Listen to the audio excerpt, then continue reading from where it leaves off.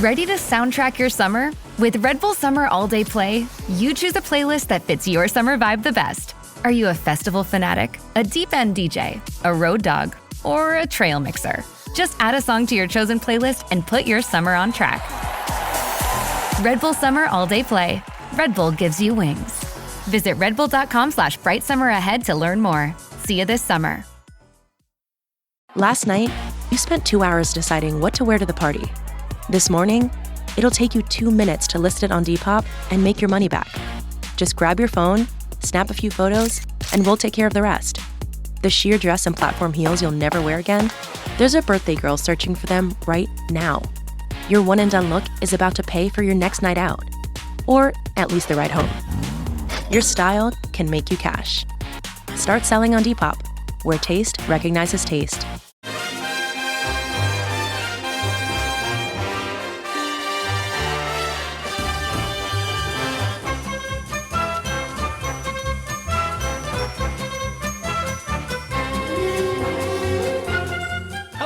Welcome to Haway The Podcast. It's Gavin. You join us for this week's news roundup, or as we're calling it now, the Roker Roundup.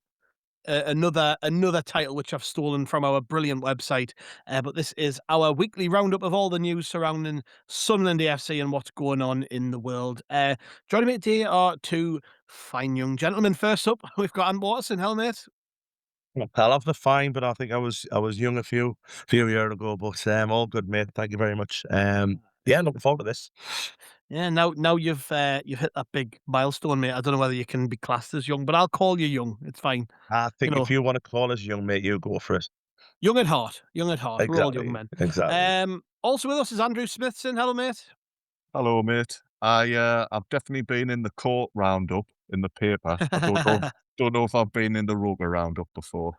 Well, you are today, mate. You are with us today to chat all about Sunderland, as always, mate. And like I said just there before, we're trying to make these a weekly thing now with the podcast, because as we ramp up towards the summer, they'll probably become daily or maybe every other day. They kind of were last year with the amount that went on with regards to transfers, and it feels like things are starting to bubble a little bit now. You know, we're definitely safe in the Premier League. We can't go down, and we kind of are looking with one eye on the season ahead, aren't we, Andrew? And I think we'll start off with this story about Noah Sadiki, who, of course, has been fantastic for Sunderland this season and was a relatively unheralded signing at the time. I don't think we knew a great deal about him when he came in from Union Saint-Gilloise in the summer, and by all accounts, though, he was well known by the scouting teams of most teams in the top divisions across Europe. But it was Sunderland who took the gamble on him. He was impressed with what we had to say.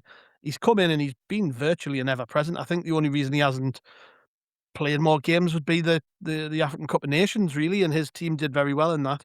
But Noah Sadiki's rise has not gone unnoticed, and I think a lot of those top teams who'd been tracking him possibly over the last couple of years as he's progressed in Belgium and now in England are probably looking at him now and going, actually, this kid is ready, he's worth going in for. And I don't think any of us would be particularly shocked if higher placed teams did start sniffing around him in the summer. So there was a story from his homeland of Belgium. He's certainly where he grew up in Belgium there, about his future, and he was speaking to the outlet La Dernière. Hopefully, I've got that right. After he'd gone, no, probably not, mate, probably not. After he'd gone back to watch his old club, Union Saint-Gilloise, and he was a bit non-committal, Andrew, when it came to his future. He was asked about what the future holds for him, and he said, "My future, I still have 2 matches to play with Sunderland, then the World Cup, which will be very special for the Congolese people. And as for the rest, we'll see next season when the time is right." So he didn't shoot it down and say, "No, of course not. I love Sunderland. I'm staying there forever," which I don't think anybody expected him to ever say, really. But still, not particularly committal. And I think, you know, given the season he's had, he's mentioned the World Cup. If he has a good World Cup, every scout in world football will be watching every game of that tournament. And it's probably likely, isn't it, that he's going to receive a bit of interest. So when you hear that, like, from him, when he's not really committing himself fully to Sunderland, he's kind of saying, "Let's see what happens." How does that make you feel?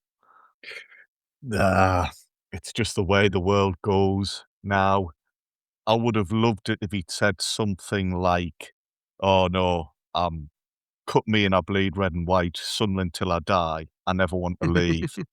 But we've said before, Sunderland have been able to attract some of the players they have because they've said, "Look, when the time's right, if we get a suitable bid, we'll let you go."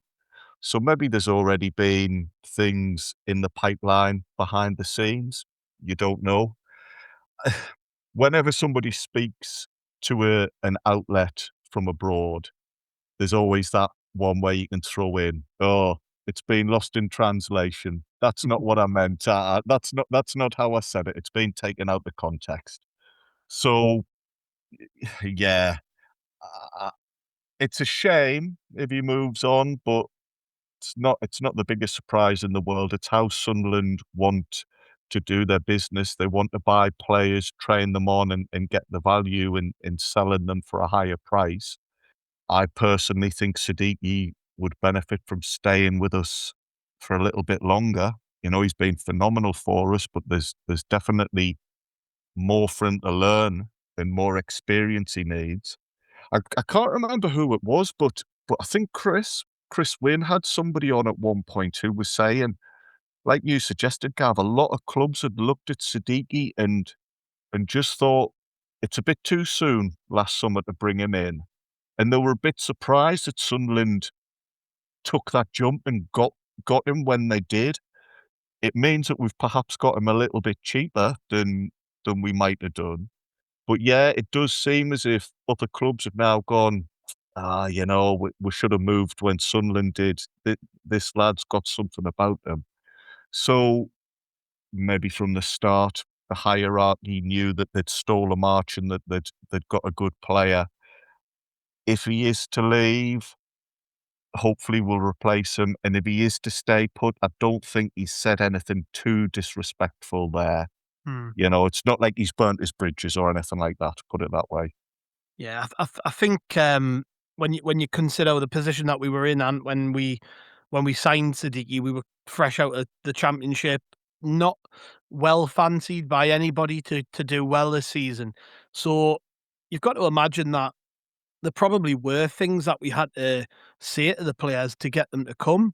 And in most cases, like, you know, with the younger players especially, I think it's been acknowledged this when I've read interviews with Speakman and Gasolfi in the past as well, that we understand that we are just a stop on the longer journey to somewhere else for a lot of these players, and that's basically the dream we sell them. You know, it's like we kind of understand we've got a part to play in your career here. We're not going to hold on to you for dear life. If you know, if bigger clubs come in with big bids, Sunderland won't stand in your way. We'll negotiate good deals that work for us, but we aren't going to be a club that blocks the progress of players to be selfish. And you get that kind of feeling with Sadiki, don't you? I remember you were referencing maybe something that was said to Chris, Andrew. I heard an interview where wasn't too long ago. Dave Jones was on Phil Smith's YouTube channel for the Sunderland Echo.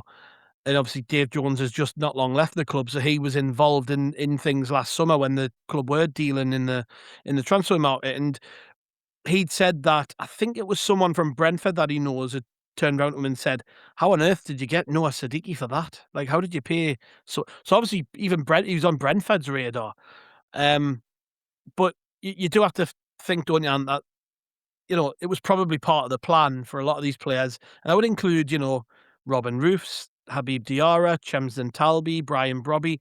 These players were probably sold the dream of Sunderland because, look, we aren't a club that stands in the way of progress. And I think it's just about, if Sadiki's going to leave, which none of us would be shocked by, I think it's safe to say, I think if he was going to leave, it would have to be for the right amount of money. And that's the key here. It's not just an open door policy. You can't just, you know, go as soon as somebody comes in. We'll hold firm. We'll get what we think you're worth.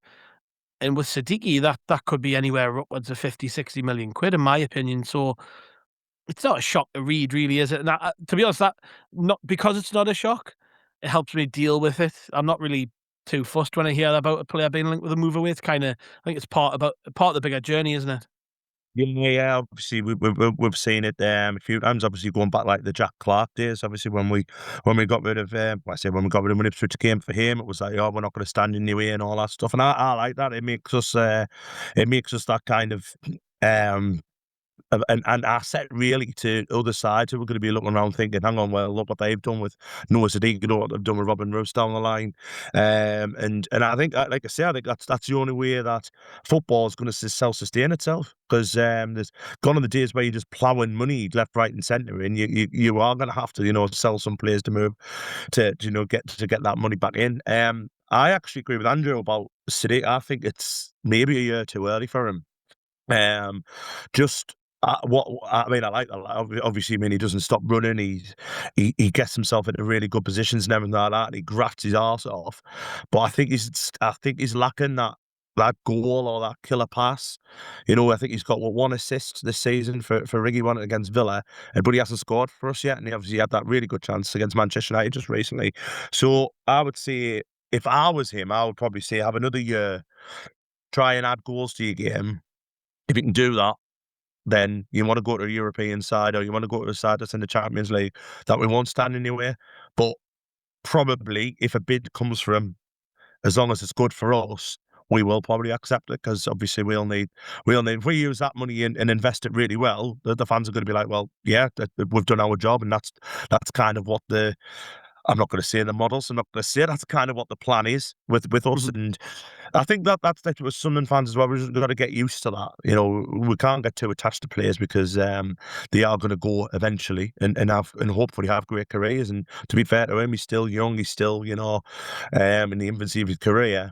And he's a wonderful talent. So it just ticks a lot of boxes for clubs, doesn't it? Yeah, that's it. And I think where you say it's possibly the wrong time for him to leave, it might be the right time for Sunderland to sell, though.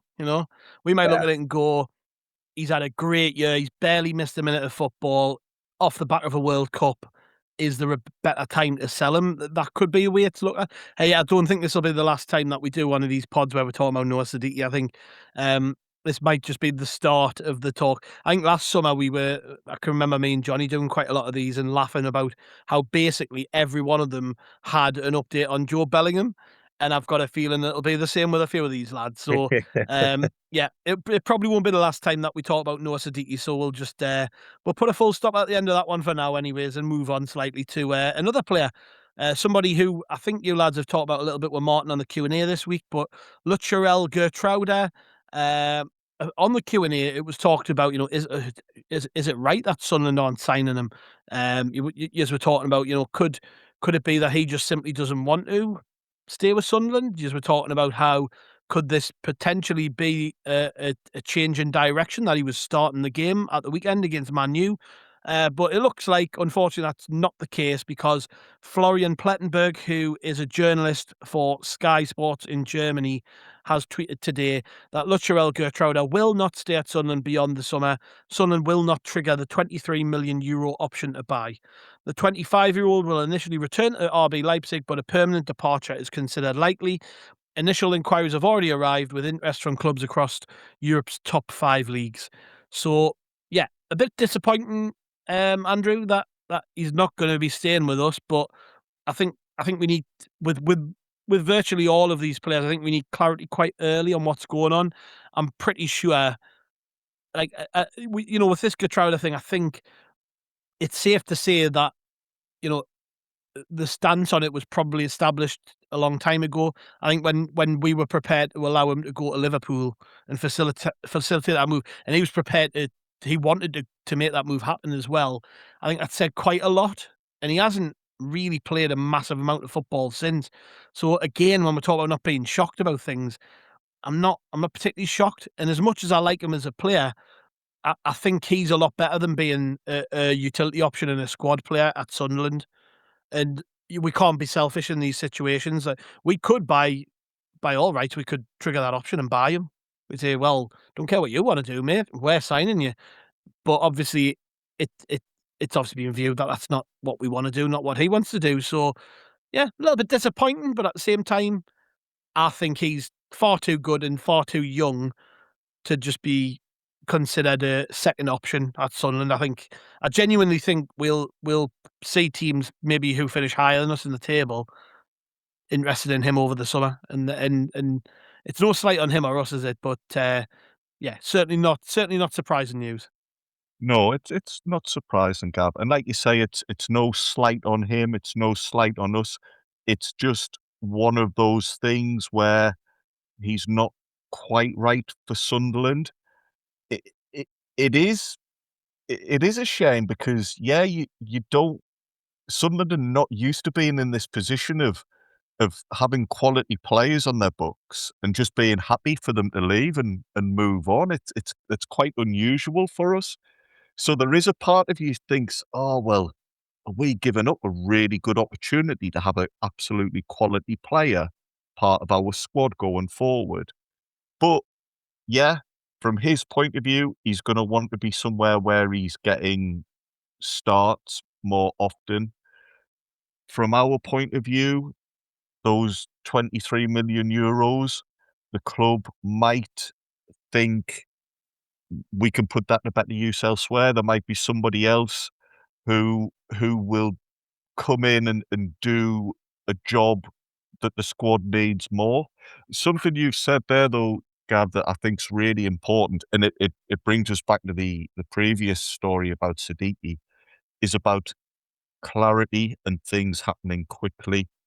The club will have mapped things out, discussions will have happened, which is why we're starting to hear whispers now, I assume.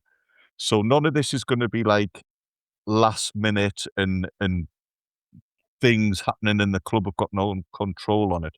But it is important that we have a rough idea of where things are going, because we don't want a saga where for months is Geertruida going to come back. If we're not gonna ask him to return, if we're not going to trigger that clause, we shake hands and everybody needs to move in their separate directions straight away. It's the same with Sadiki. If we are going to sell him, hopefully we get it done quickly. We don't want things dragging out because that impacts other deals and who else we might leave or who else we look to bring in. So, yeah, I would have loved him to stay. I can see why the club and I can see why the player aren't convinced, though. And as long as it's been done right and everybody's okay with the decision and moving on, it's one of them. No harm done. We'll wish him well. What do you reckon of the fee? And 23 million euros was the option. I think that's a lot of money, isn't it, for any player? Never mind somebody who wasn't starting a lot of games. I think you can kind of understand why the club might not want to trigger that option, given his status in the squad. I want to say this again. It's a weird. I don't know about you, but isn't it really weird talking about a player like this? Yet he's clearly brilliant. Like it's weird. I think he's just unfortunate that there's other players ahead of him in the pecking order. I think when you think about the makeup of the defence, you've got Nordy McGeely, who can play centre half, but he is probably our best right back. And then Trey Hume is already in the club and can play he could be the backup right back. So the club are probably looking at it and going, well, we could put that money to better use and go out and sign a central defender to play alongside Ballard and Alderete and be the competition in there. And we've already got the two right backs in the club. So it's kind of like when you think about it as well, he came in on deadline day in the summer, didn't he? So he was a bonus. I was right near I don't know if it was deadline day, but it was right at the end of the window, wasn't it? So he was like a bonus, wasn't he? He was like an added bit of luxury quality in the squad that we didn't have until right at the end of the window, when he might not have been available until right near the end of the window. So like 23 million, it's not a massive amount in the grand scheme of things in the Premier League, but it's still a lot for a player who's probably going to be a backup right back, really. Yeah, and that's been his problem most of the season. I think he's just been a victim of the fact that we started really well and the fact that we'd obviously kept a lot of clean sheets quite early on. And we spoke about this on the Q&A, where I think, we're kind of like looking at, do you see Geertruida is in our best 11? And I don't think you do. And I think that's been the problem. He's just looking at McGeely has had such a good season and stayed relatively injury free, hasn't he? And obviously the Brisk prefers Ballard and Alderete as his two in the middle. So he's just been unfortunate, and I think that's kind of where I am on it out there. It's a shame because he's a hell of a player, but you're right there. I mean, like 18 million quid, 23 million euro. If we can go out and spend that on a winger, which we do need, probably a right winger, then you're looking at Gamway. Yeah, it's an easy decision to make rather than just go, yeah, well, you're good, we'll sign you. Plus as well, as you quite well pointing out, you might not want to stay. He might be thinking, well, hang on, I've been here all season, I've barely played, I'm in as an emergency right back or whatever because the right backs are injured or whatever, but he's done well every time he's played. He's done well. He's obviously he's a good footballer. I guess I agree with you. I just think it's just and he's just been unlucky, and that is what it is. And it's just unfortunate for him. I'm sure he'll go to a good side. I'm sure he'll be a good player for them. Might get Liverpool still, mightn't he? So Yeah. See what happens there. Right, well, I think we'll head for a quick break before we carry on with today's pod. So we'll bring news back in a few minutes after these ads. We'll see you soon. Chronic migraine, 15 or more headache days a month, each lasting 4 hours or more, can make me feel like a spectator in my own life. Botox, onabotulinum toxin A, prevents headaches in adults with chronic migraine. It's not for those with 14 or fewer headache days a month. It's the #1 prescribed branded chronic migraine preventive treatment.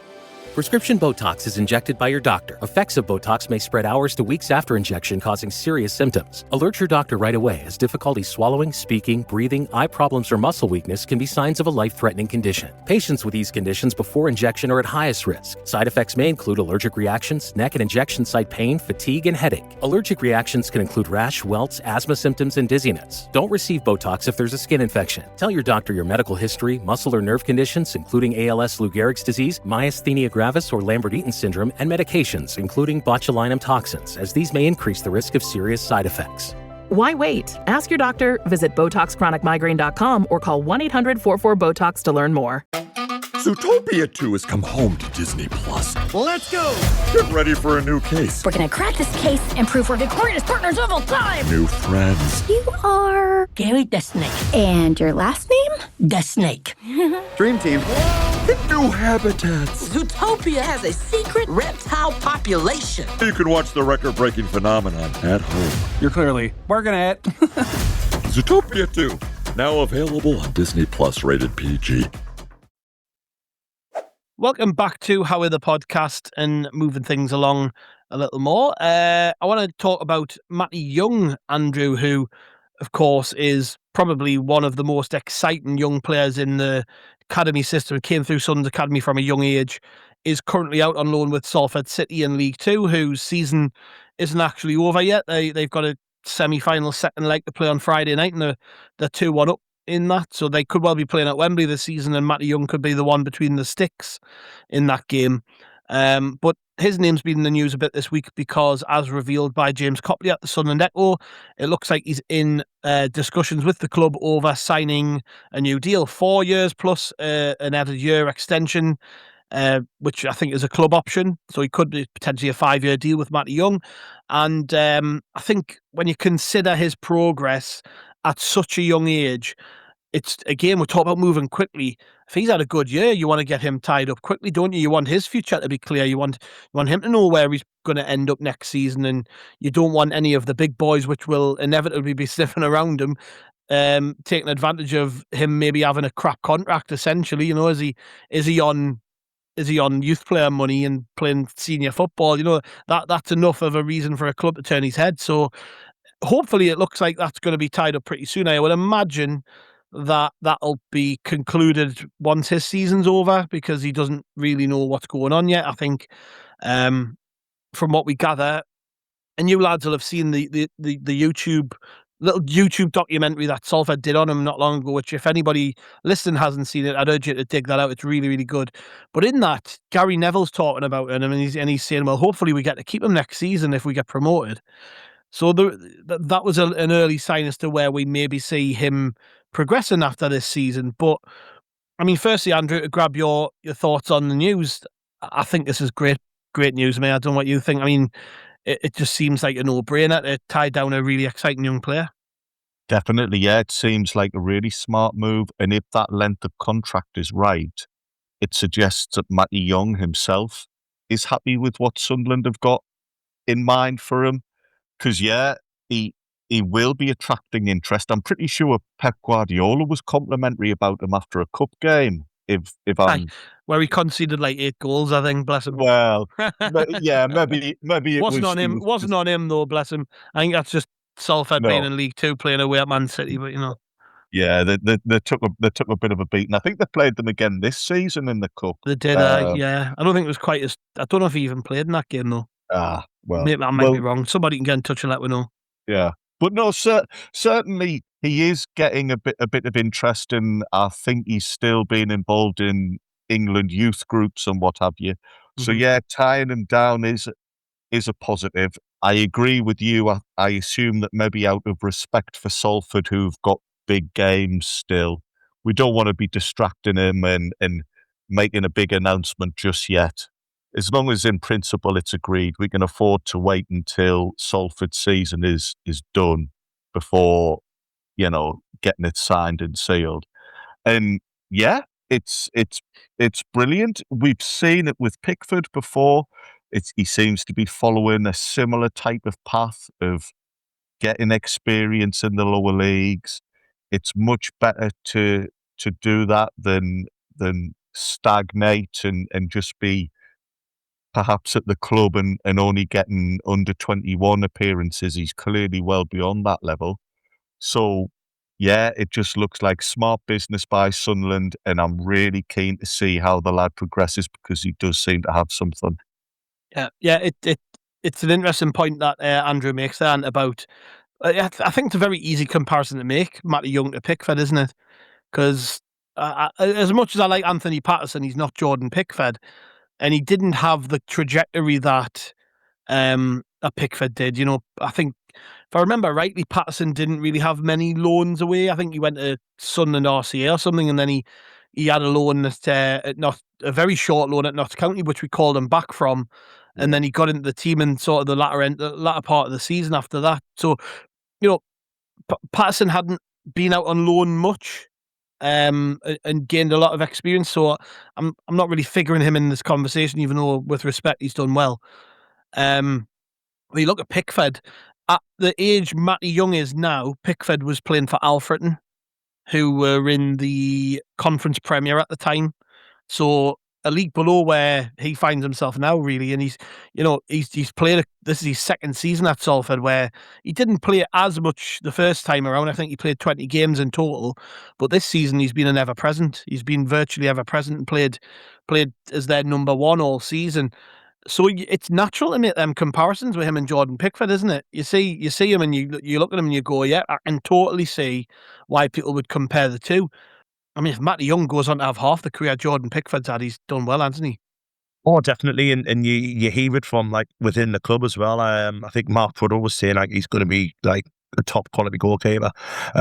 So it's good for him, it really is. It's nice to see, another local young lad hopefully going to do well, and seems to have a good head on his shoulders already for being so young. So yeah, I can't wait to see what he does next. I mean, best luck to him as well on Friday night against Grimsby. That'll be a difficult one. But like as you said, they're going there with a lead.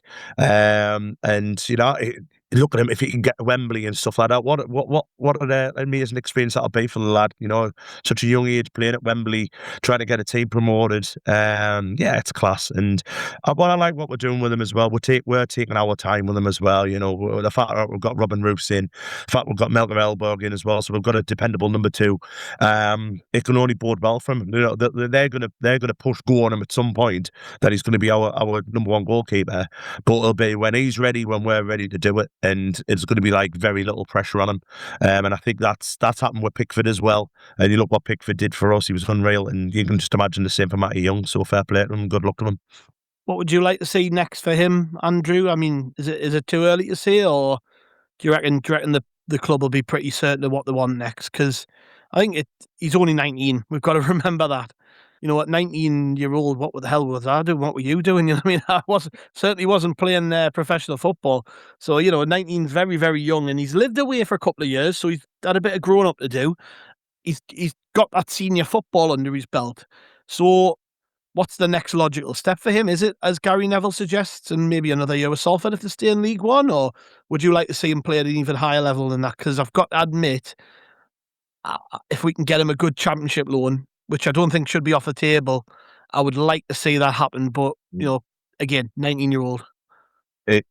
I think it partially depends on how Salford get on in this semi-final game, because if Salford get themselves promoted, then that makes a lot of sense because he already knows the club, he knows the area, he's more settled. Because in football terms, he probably is ready to move up and play at a higher level. The problem is if that's with somebody other than Salford, there's a risk that he doesn't feel comfortable, or he gets there and the manager just sticks him on the bench, and then that is a year of his career just kind of not maximised. So there might be people at the club watching this game and on, you said it was Friday, didn't you? Watching the game on Friday and seeing how that goes. But in general, I think their preference would be a Championship loan, see if he's ready to make the step up. I think he's capable, but we'll only know if he actually goes out and does it.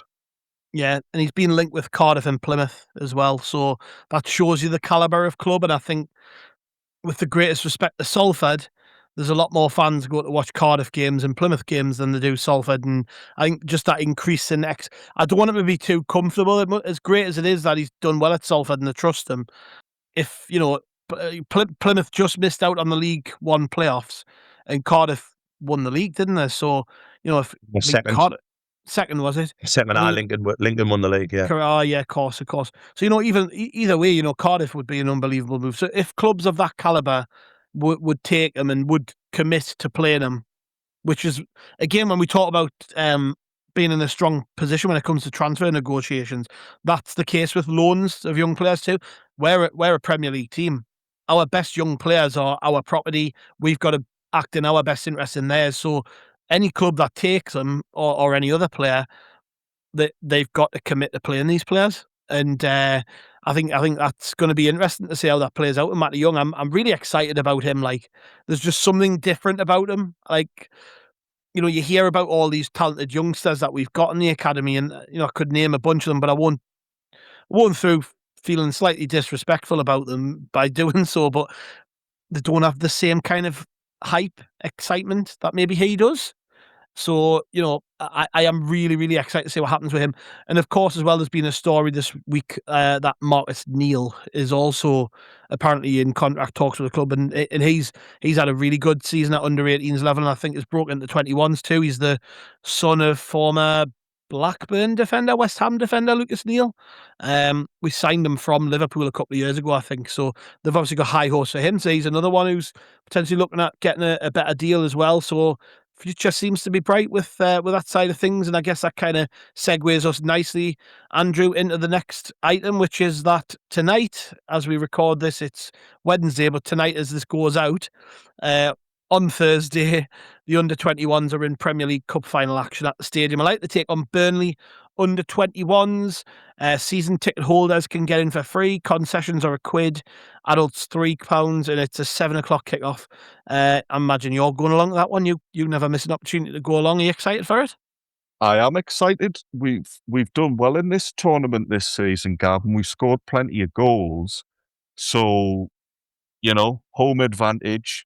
I'm looking forward to it. Me and me mate, we've got our tickets sorted. We'll be going, and hopefully it just continues. It's an entertaining game to watch, and there'll be a few players turning out who maybe fans haven't had the chance to see yet. There's worse things to do with your Thursday night than heading down the stadium and watching a bit of footy if you've got a couple of hours spare. Yeah. I don't suppose you're going on, are you? Fortunately not, I'm at work, so I don't finish till late. So, but I went to the semi-final game and it was thoroughly entertaining. Really, really good game of football. So, I wish them luck and bring it home, lads. Yeah. I imagine the club are streaming it as well on YouTube. They normally do these games. I'm not too sure. You'd expect so. I think the only reason they can't stream games is if there's another Premier League match on, but I don't think there is on Thursday night. Is there? I'm looking at YouTube, hoping that you know the City answer. and Palace are on the night, aren't they? So Yeah, tomorrow night it's Bradford Bolton in the playoffs. So I think that'll be the tonight. You mean tonight? That's the one. I don't know. I don't know. Thursday night.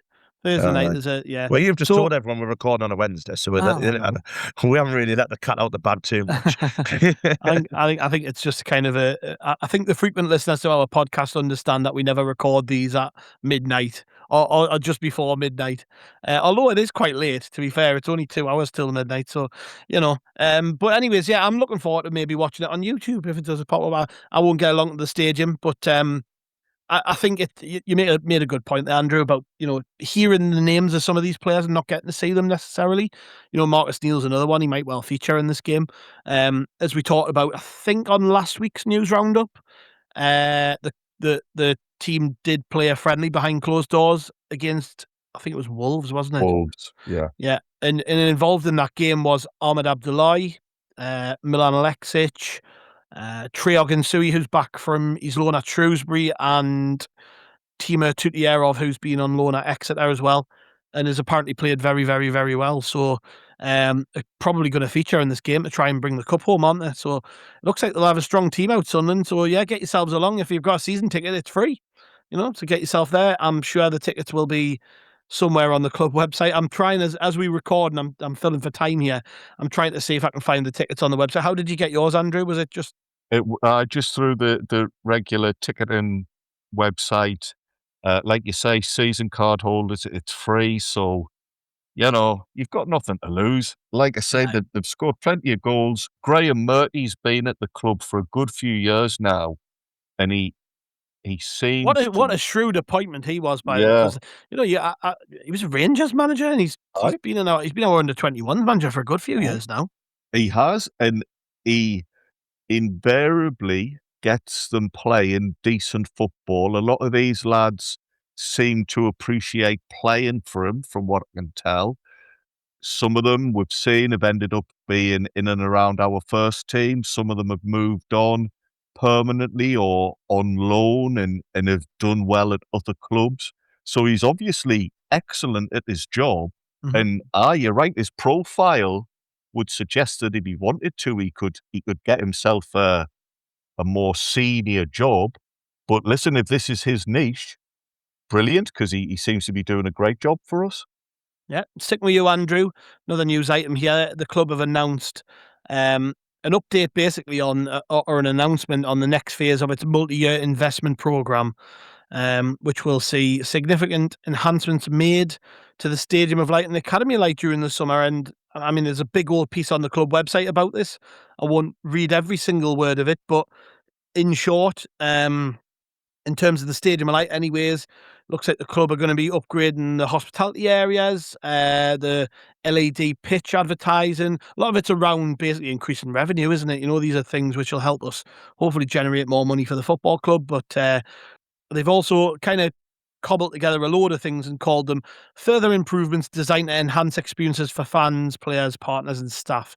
So, what that means, we're not entirely sure.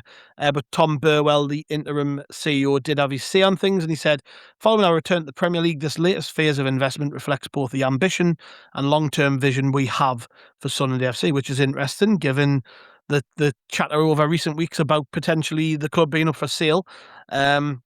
He said, this is not about short-term change. It is part of a multi-year commitment from the ownership group to build a club that is sustainable, progressive and capable of competing at the highest level across every area of the business. From the Stadium of Light to the Academy of Light, we are continuing to invest in our infrastructure, our people and the experiences we deliver.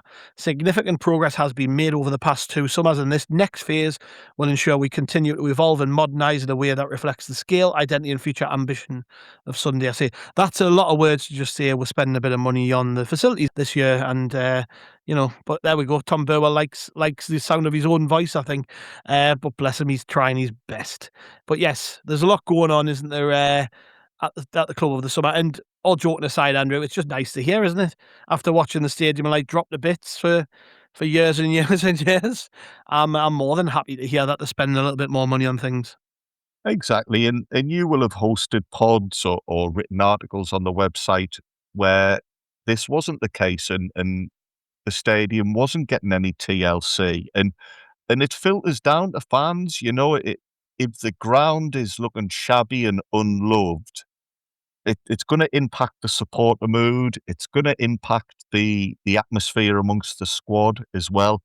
If you're going to have brilliant resources like the Stadium of Light and the Academy of Light, well, you've got to make the most of them and keep them to a high standard, keep them ticking over. You're right. That statement there's a lot of flannel in there, if we're being honest. But that's it's rich of me to say someone enjoys the sound of their own voice, considering I host a podcast and then listen back to them the next day.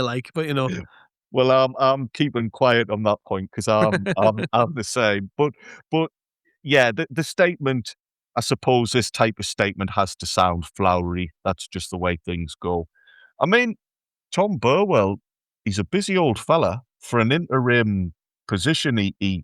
He's busy. I wouldn't be surprised if there is a world where he has a more permanent role at the club. And give him his dues, from what I gather, he was pretty good in answering some of the questions over the ticket issues recently. I think he fronted up and spoke to the Red and White Army. So, fair play to him for that. But whether you've got interim people in, whether you've got permanent people in, you can't afford to stand still. You've got to keep the club moving and keep doing these little touches here and there. Like you say, improved hospitality and improved LED hoardings. It's going to bring money in. It's going to maximise the fact we're in the Premier League. And it's better to do things bit by bit now than just neglect the ground for years, because then the prices and the to-do list, it's just going to get bigger and bigger and bigger. Yeah. All good news, isn't it, And? It is, yeah, you're right. I mean, like you say, it's just they've done a really, really good job in the last few years of making the stadium look more modern. Obviously, it's I say it's getting on a bit, but we've been there nearly 30 years.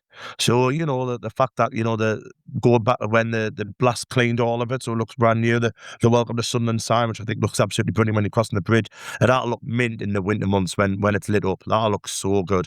Obviously, Legends Way, that's coming in. So, they're making our home look good again, which is really, really nice. Obviously, it went neglected all those years when we had other owners in. So yeah, I'm really, really chuffed for that. And it's obviously, making it, as I said, making us like that Premier League club, and doing things that what they want to do. So it's absolutely fantastic for me. And, I love the stadium. I think it's a beautiful stadium, one of the best stadiums I've been to. And the fact that they are doing it up is fantastic, mate. Yeah. It is the best stadium you've ever been to, and is what you were meant to say there. Yes, it is. By far the greatest stadium the world has ever seen. And finally, lads, the referee has been announced for this weekend's game against Everton at the Hill Dickinson Stadium, and it's the man who took charge of this very same fixture, I guess, in the Cup earlier in the season when we played them in the FA Cup. It's none other than John Brooks. And I had to think, I did look and see when he's refereed us, and it's the only game he's took charge of this season that we've been involved in. Prior to that, he'd refereed 4 Sunderland games, a 3-2 loss to Plymouth in the Championship, which I've probably forgotten about for a good reason, because I don't really want to remember the fact that we lost them. Was that not? Oh, that was when we were on like a mint run, weren't we? I'm sure we were, and then they just got a win out of nowhere. I think it was one of Rooney's last games, wasn't it? I think it was the first win Rooney got for Plymouth, that one. That was it. Yeah, he's learned off that a bit. He's mentioned it a few times this season, hasn't he, when he's been on Match of the Day and that. It's one of the only wins he got was against Reggie Slibbery. He also refereed a 3-0 Sunderland win over Accrington Stanley in 2019. A 2-1 win for Sunderland over Charlton Athletic, which was, of course, the very first game of our return to the third tier when Lyndon Gooch scored that header right near the end. And a 2-0 defeat against Brentford in the Championship the season before. So he hasn't really refereed us very often, but as you pointed out, and prior to recording, he did give a very dodgy penalty, didn't he, in that game in the FA Cup? He did, yeah. And obviously going back to the Charlton game, he gave a penalty against us then, didn't he? Because Lyle Taylor scored a penalty. And against Plymouth, I've just checked the 3-2. He gave a penalty to Plymouth. He gave 2 penalties. We got one as well. Yes, because we got one. Yeah. So, and like give Charlton a penalty in that game in League One as well. Yeah, like I say, because I think it was, like I say, with Lyle Taylor, wasn't it, who put that away? So, so we liked the penalty. So, obviously, I was at that game against Everton. The FA Cup was a really, really good day out, I must admit. And that's another great stadium, a really, really nice stadium, that the Hill Dickinson. Really enjoyed myself there. But hopefully, we're just talking about the game, and hopefully, we're talking about what players impacted the game, because I can't be challenged with another conversation about VAR and referees next week. This week's took it out of his life. Yeah, I'm the same. I'm going to the game on Sunday. I don't want to be talking about refs, Andrew, but let's hope John Brooks is maybe one of the exceptions and does all right. It's a bit strange to come across a referee who's barely been in charge, so we've not really got many reasons to hate him. I mean, yeah, he did give a dodgy penalty, but then we did get that epic penalty shootout where Robin Roofs was just mint. So, maybe we should be thanking him a little bit. I don't know. We got our money's worth that day. Like Ant, I was at the game, and we thought we were going to have a 1-0 win in normal time, and then suddenly we get extra 30 minutes and a penalty shootout. So I suppose we should begrudgingly thank him for that. David Moyes always likes a whinge about a referee, so be nice to think that if this fella does have an off day, it's the home side who are the ones complaining and not us. But like Ant says, it would be much better if Sunderland just put together a nice routine win and nobody even notices the ref, nobody even thinks about him until after the game. That would be the ideal. Yeah, well, that's it, isn't it? And we've got plenty more to come this week when it comes to previewing the game. I think tomorrow Chris will be joined by an opposition fan. Then we'll have the match day preview as well on match day, which you can look forward to. And then there'll be the reaction, the Monday supplement pod, and all that other good stuff as well. So lots to come when it comes to the Everton match. But thank you very much for joining us today. If you haven't already listened this week to our other pods, there's a 2-part Q&A which went out across Tuesday and Wednesday, which included Ant, Andrew and Martin. So you can listen to those ones. We've had our history pod, which went out at the start of the week, where Martin, Chris and Kelvin rounded off the series on Don Revie and his Willie Won't He saga overcoming to the up to Wearside to be manager. And then he said the Stadium of Light. Of course, we're playing at Roker Park in them days. Coming to Roker Park to be manager, and also in the reaction to the game at the weekend, I was joined by Mike and Sam in the pubcast, and then Nick Barnes joined Chris and Johnny on Sunday. So loads and loads to listen to this week. If you haven't already, there's plenty to come. These want to say thank you very much, Andrew and Ant. It's been a pleasure as always, boys. Cheers. Buddy, thank you. Yes, thank you. Thank you very much to our listeners. Like I say, we'll be back with another pod tomorrow. We'll see you then.